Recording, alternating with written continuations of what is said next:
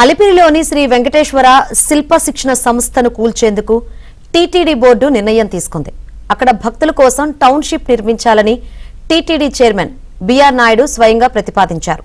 బోర్డులో ఆమోదింపజేసుకుని తీర్మానం కూడా చేయించేశారు. అలిపిరి చెర్లోపల్లి రహదారిలో తిరుపతికి సమీపంలోని పేరూరు గ్రామ పరిధిలో టౌన్షిప్ ఏర్పాటు చేయాలని ఇంజనీరింగ్ అధికారులు ప్రతిపాదించారు.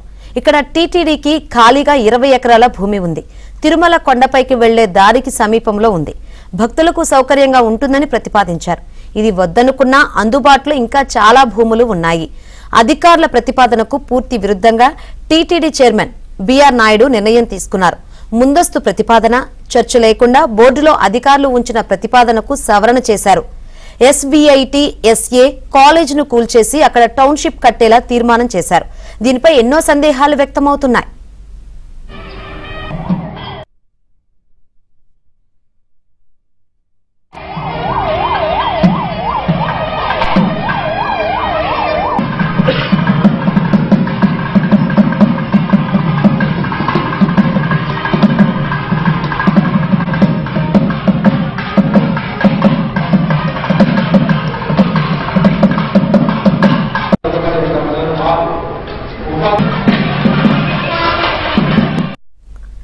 ప్రతిష్టాత్మక తిరుమల టీటీడీలో అసలేం జరుగుతోంది?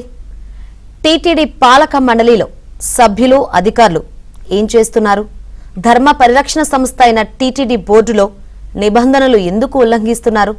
వరుసగా చోటు చేసుకుంటున్న వివాదాస్పద అంశాలు భక్తులను ఆందోళనకు గురి చేస్తున్నాయి.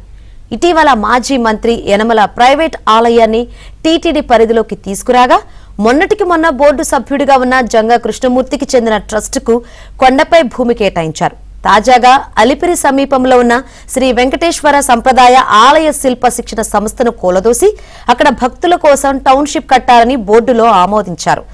అధికారులు వ్యతిరేకించిన శిల్ప శిక్షణ సంస్థను కూలదోసి అక్కడ టౌన్షిప్ కట్టాలని సవరణ ప్రతిపాదనను ఆమోదించినట్లుగా ఏకంగా ఓ తీర్మానం చేసేశారు.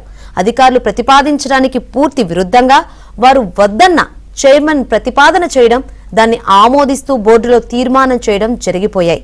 చైర్మన్ అనూహ్య చర్య, ఈ నిర్ణయం వెనుక ఉన్న కారణాలపై అనేక అనుమానాలు వ్యక్తమవుతున్నాయి.